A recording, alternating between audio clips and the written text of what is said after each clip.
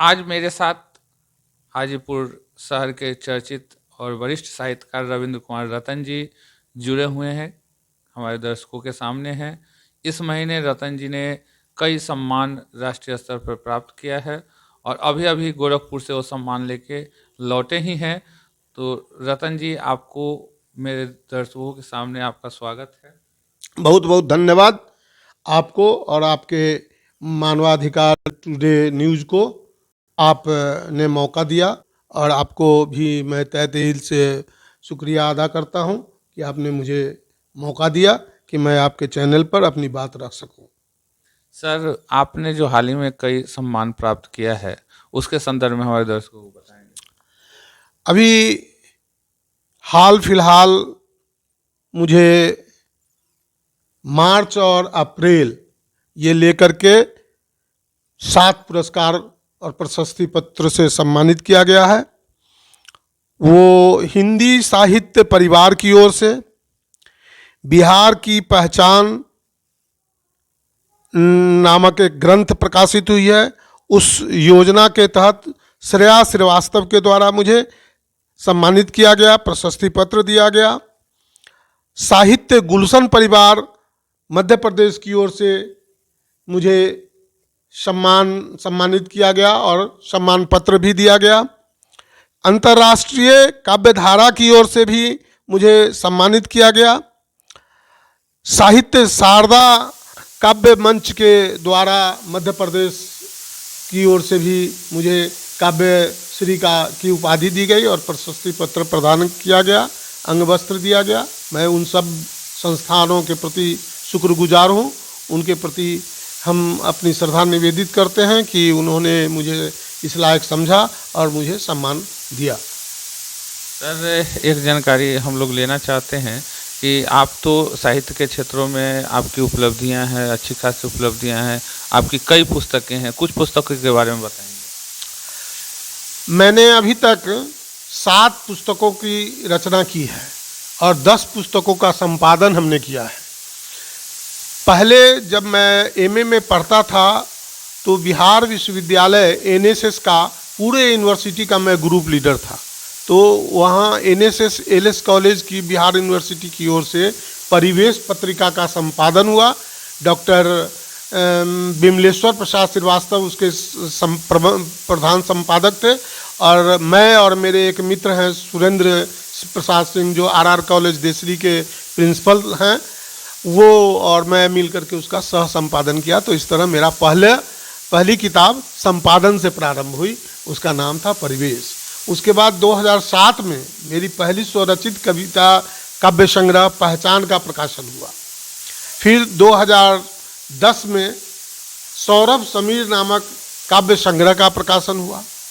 तो जिले के साहित्यकारों का दबाव हम पर पड़ा कि काव्य संग्रह तो आप लिख रहे हैं लेकिन गद्य के क्षेत्र में आपका कुछ नहीं आ रहा है।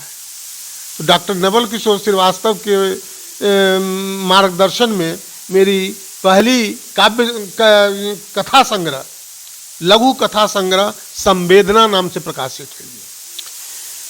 फिर लोगों ने कहा कि भाई काव्य के क्षेत्र में, गद्य के क्षेत्र में तो काम हुआ, समीक्षात्मक आपने अभी तक कुछ नहीं दिया है। तो मैं जब पढ़ता था तो मेरी प्रिय पुस्तक थी कामायनी और मेरे प्रिय कवि थे जयशंकर प्रसाद। तो मैंने कामायनी की अमर कीर्ति की समीक्षात्मक एक निबंध लिखा जो प्रकाशित हुआ और विश्वविद्यालय के कुलपति रविशंकर वर्मा ने उसकी भूमिका लिखा और लोगों ने काफ़ी उसको सराहा।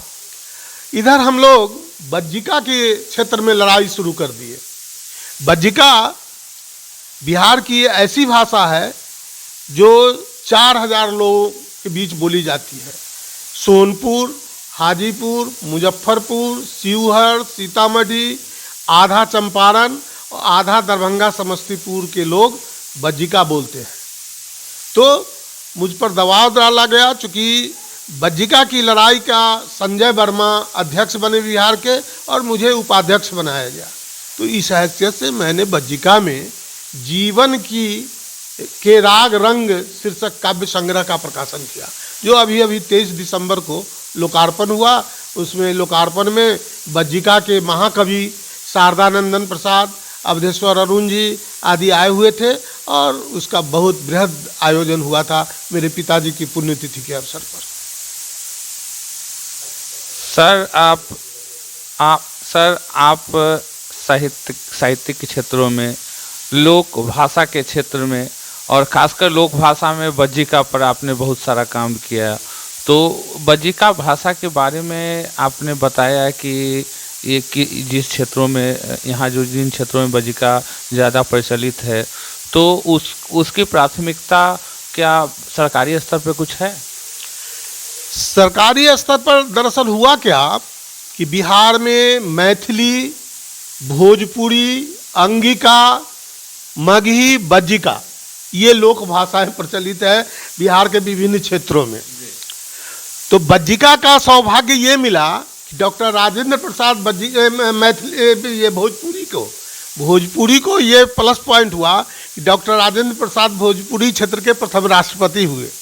और जब फिल्मी दुनिया के लोग उनसे मिलने गए तो उन्होंने कहा कि ये का करता रहो, अरे भोजपुरी में एगो फिल्म बना दो ना। तो उसमें भोजपुरी में गंगा जमुना फिल्म बनी और भोजपुरी हाईलाइट हो गया। मैथिली का ललित नारायण मिश्रा, जगन्नाथ मिश्रा जैसे लोग मिले तो मिथिला भी आगे की ओर बढ़ गया।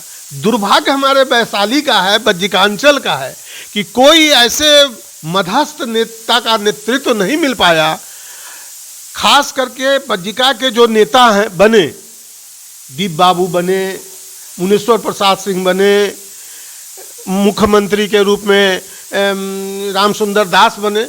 इन लोगों को पता नहीं, हीन भावना भीतर थी कि बज्जिका में बोलम तो लोग कह देहाती, इसलिए ये लोग बज्जिका को कभी प्रश्रय नहीं दिया। आज बज्जिका दबी हुई महिला की तरह मातृभाषा होते हुए भी बज्जिकांचल में विकास नहीं कर पाया।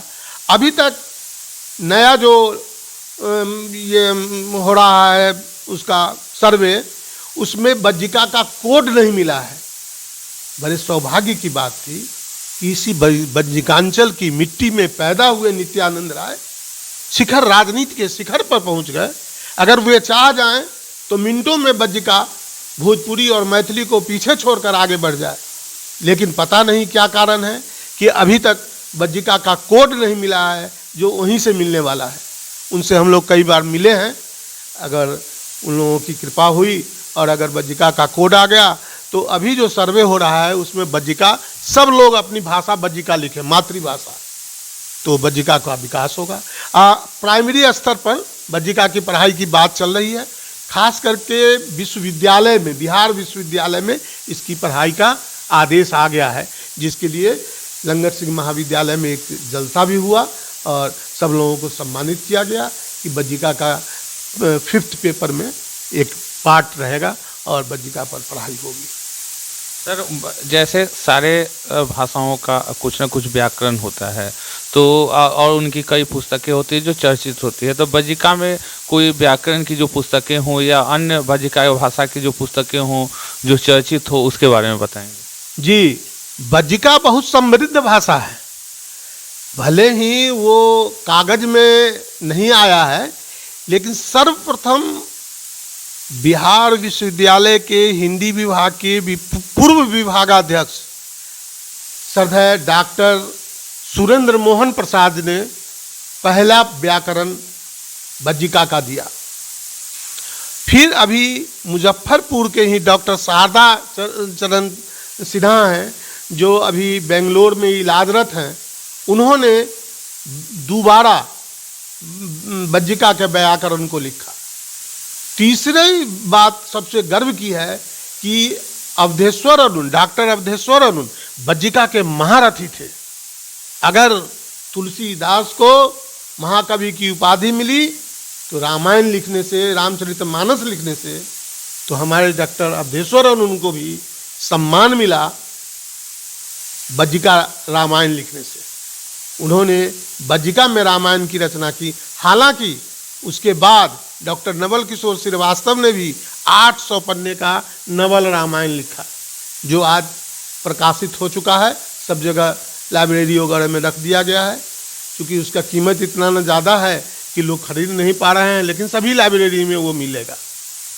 वैशाली जिला हिंदी साहित्य सम्मेलन के संस्थापक रहे विप्लवी साहब, उन्होंने भी बज्जिका पर कुछ लिखा था।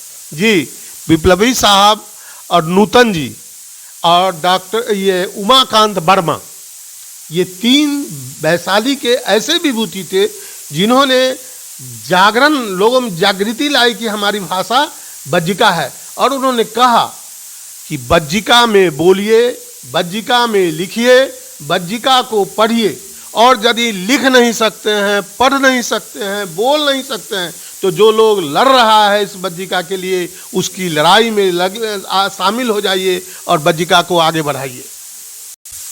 सर, अभी तो आपके साथ कई विषयों पे चर्चा हुई और हमें बड़ा फक्र है कि आप जैसे साहित्यकार हमारे इस ज़िला में हैं।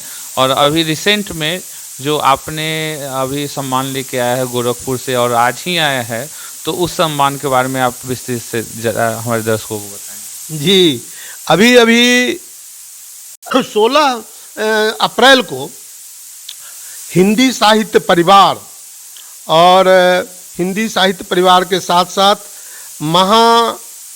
साहित्य के उत्तर प्रदेश के साहित्यिक एवं सामाजिक संस्थाओं के संयुक्त तत्वावधान में एक राष्ट्रीय कवि सम्मेलन और सम्मान सम्मेलन का आयोजन किया गया था, जिसके कुवैत में रह रहे संस्थापक अली अंसारी और किरण पांडे एवं डॉक्टर सरिता सिंह ने इसका आयोजन किया था। और वहाँ पर जब मैं गया तो देखा कि 60 से 70% केवल महिला कवयित्री हैं और पुरुष कवियों की संख्या बहुत कम है। तो वो देखकर मैंने वहाँ पर कहा कि नारी के संबंध में सर्वप्रथम जयशंकर प्रसाद ने कहा कि नारी तू केवल श्रद्धा हो, विश्वास रजत न पगतल में, पीयूष स्रोत सी बहा करो जीवन के सुंदर समतल में। वहीं पर दूसरे कवि ने उसके दूसरे रूप की चर्चा की कि अबला जीवन हाय कहानी, तेरी कहानी आँखों में है दूध और आंचल में पानी। तो इस तरह से जब दो कवियों की चर्चा हुई तो उसमें हमने अपनी ओर से कहा कि आज नारी को चौखट से बाहर लाने की आवश्यकता है और उन्मुक्त आकाश में उनको उड़ने का माहौल मिलना चाहिए था। तो इस तरह से हमने वहाँ पर देखा, तो मैं भी वहाँ नारी से संबंधित कविता का सुनाया। तब लोगों ने ताली बजा करके कहा कि आप बज्जिकांचल से आए हैं तो बज्जिका की कविता सुनाइए। तो मैंने उन्हें बताया कि मैं वैशाली से आया हूँ और वैशाली की कथा सुनाने आया हूँ। तो वही शीर्षक कविता वहाँ पर हमने सुनाया।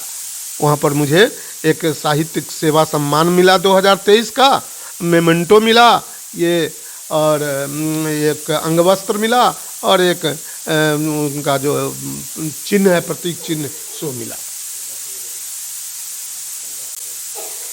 सर, आप हमारे दर्शकों को दिखाएंगे कि आपको कौन सा प्रशस्ति पत्र मिला और कैसा सम्मान मिला है? ये साहित्य सेवा का 2023 का मुझे मिला और ये मेडल मिला और प्रशस्ति पत्र। तो इस उपलब्धियों के लिए वस्त्र मिला जो रखा हुआ। सर, इस उपलब्धियों के लिए हमारे मानवाधिकार टुडे परिवार की तरफ से भी बहुत बहुत बधाई है। और आप खासकर हम धन्यवाद देते हैं कि आप हमारे चैनल से जुड़े और इसी तरह आप हमारे चैनल से जुड़ते रहें। आपका बहुत बहुत मानवाधिकार को तो हम हृदय से बधाई देते हैं, क्योंकि मैंने अगर मेरी जो आज पहचान बनी है उसमें मानवाधिकार का बहुत बड़ा योगदान है। मानवाधिकार के जो शशि जी, उन्होंने मुझे काफ़ी प्रेरित किया और उनकी मानवाधिकार के संपादक शशि जी हैं, वो मुझे बड़े भाई की तरह आदर देते रहे और मुझे प्रोत्साहित किए। क्योंकि साहित्य में जब तक प्रेरणा नहीं मिलती है, तुलसीदास इतने बड़े साहित्यकार थे, उनको पत्नी से प्रेरणा मिली तो वो साहित्यकार बन गए। तो हमें तो इन लोगों से ही मिला प्रेरणा और मैं उसी आधार पर इनके जैसे जैसे इन लोगों ने प्रोत्साहित किया वैसे वैसे हम आगे बढ़ने का काम किए।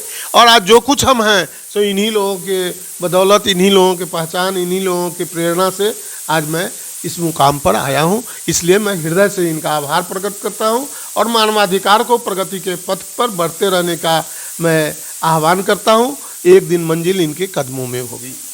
श्रद्धेय, आपका बहुत बहुत आभार इस बात का कि आपने धन्यवाद दिया हम जैसे लोगों को जो आपके साथ हमेशा साथ रहे हैं। और आप तो हमेशा निश्चित रूप से हम साहित्य की सेवा करते रहे हैं, समाज की सेवा करते रहे हैं। अपनी बातें अपने जो हम लोगों का जो साक्षात्कार है उसको विराम देते हुए आपका बहुत बहुत धन्यवाद। बहुत बहुत धन्यवाद। आप आगे बढ़ें, आप आगे बढ़ेंगे तो हम भी आगे बढ़ेंगे। धन्यवाद।